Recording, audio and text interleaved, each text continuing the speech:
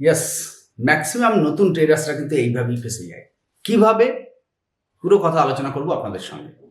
কিন্তু বাংলায় শেয়ার বাজার এই চ্যানেলটা খুবই কম সময় পাচ্ছি, আমি তার জন্য দুঃখিত, সরি। আমার হিন্দিতে সরকার ট্রেডার্স এই চ্যানেলটাকে আপনারা দেখতে পারেন। যদি যারা নিফটি ট্রেড করেন, যারা ইন্টারনেট ট্রেড করেন, তারা আমার টেলিগ্রাম চ্যানেলকে ফলো করতে পারেন। তো ম্যাক্সিমাম আমি হিন্দিতে সময়টা বেশি দিই, বাংলায় খুব একটা সময় দিতে পারছি না, যার জন্য আমার চ্যানেলের এখন এই অবস্থা।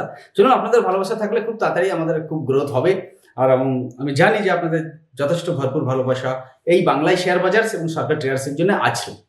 চলুন, আজকে যে কথা বলতে চলেছি, আমার কাছে আমার অনেক বন্ধুদের এরকমই কথা আসছে, দেখ তুই তো শেয়ার বাজার করছিস, বাট আমি না হঠাৎ নতুন ফেসে গেছি। কেমনভাবে? না এরকম ডিমাট অ্যাকাউন্ট, যখনই ডিমাট অ্যাকাউন্ট বলে তখনই ফার্স্টলি আমি বলি যে গ্রো ডিমাট অ্যাকাউন্ট। বলে হ্যাঁ।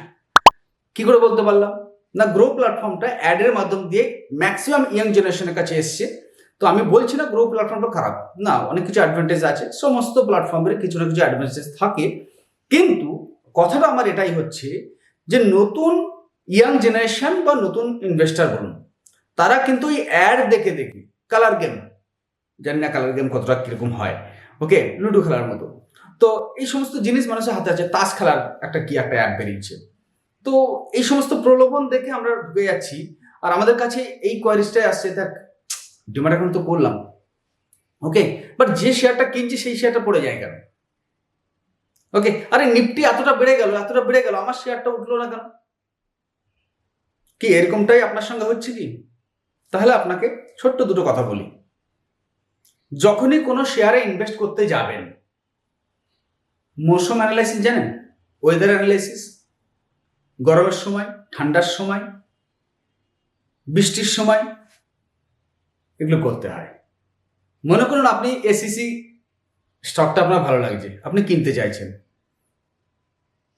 বাট আপনি ওয়েদার অ্যানালাইসিস করলেন না। এই ওয়েদার অ্যানালাইসিস কেমন? সাপোজ এই যে আষাঢ় শ্রাবণ ভাদ্র মাস, বৃষ্টি হবে, ওয়ার্কিং টাইম কম পাবে, এসিসি কনজিউম কম হবে। তো এসিসি কনজিউম হবে, তো এই সময় তো এসিসি সিমেন্টের কাজ একটু না একটু হলেও থেমে যাবে। তো এটা হচ্ছে আমার ওয়েদার ফ্যাক্টর। গরমের সময় বেশিরভাগ কি বিক্রি হচ্ছে দোকানে গেলেই? এসি, ফ্রিজ, টিভি, ওকে। যারা এতদিন এসি কিনে রেখেছি কিন্তু স্টেবিলাইজার কেনেননি, কারেন্টের যখন কমিয়ে আসছে তখন স্টেবিলাইজার প্রয়োজন হচ্ছে। তো আমি দোকানে গেলাম, দেখলাম ভাই আমার স্টেবিলাইজার দরকার, কোন স্টেবিলাইজার ভালো হবে? তো আমাকে সাজেস্ট করলো ভি-গার্ড। তো আমি একসঙ্গে 4টে ভি-গার্ড কিনে নিয়ে এলাম স্টেবিলাইজার।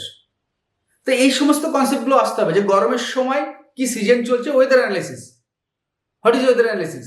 কি সিজন চলছে, এই সিজনে কোন জিনিসটা কনজিউম বেশি হবে, তাহলে তার প্রোডাকশন বেশি হবে, তার সেলস বেশি হবে। তো সেল বেশি হলে নেক্সট 3 মাসের মধ্যে সেটাই আমাকে বেশি রিটার্ন দেবে। বুঝে গেল? নিফটি মোমেন্টামের সঙ্গে আপনার শেয়ারটা, কোন শেয়ারটা মোমেন্টাম করবে, ওয়েদার অ্যানালাইসিস অনেকটাই কাজ করবে কিন্তু। তো আশা করছি ওয়েদার অ্যানালাইসিস করে স্টকে কি করে ফাইন্ড আউট করবেন বুঝতে পারছেন। আমরা দুটো এক্সাম্পল দিলাম, okay. Asian paint, Berger paint. তো ভালো ভালো স্টকের বাস্কেট করুন, ওয়েদার অ্যানালাইসিস করুন।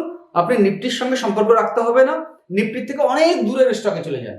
এবার নিফটির থেকে অনেক দূরের স্টক বলতে সিম্পলি কনসেপ্ট, নিফটি 50-র মধ্যে যেগুলো আছে সেগুলো নিফটির সঙ্গে খুব অতপ্রতভাবে জড়িত। নিফটি 100 যেটা আছে নিফটি থেকে একটু দূরে আছে। নিফটি 500-এ আছে যারা, অনেক দূরে আছে। তো নিফটি ক্রাশ হলেও এই স্টকগুলোতে কিছু হবে না, স্টকগুলো কিন্তু আপসাইডে থাকতে পারে, খুব বেশি যদি ক্রাশ না হয়। আশা করছি আজকের ভিডিওটাই আপনি ওয়েদার অ্যানালিসিস বুঝতে পেরেছেন। থ্যাংক ইউ বন্ধুরা, জয় হিন্দ, জয় ভারত।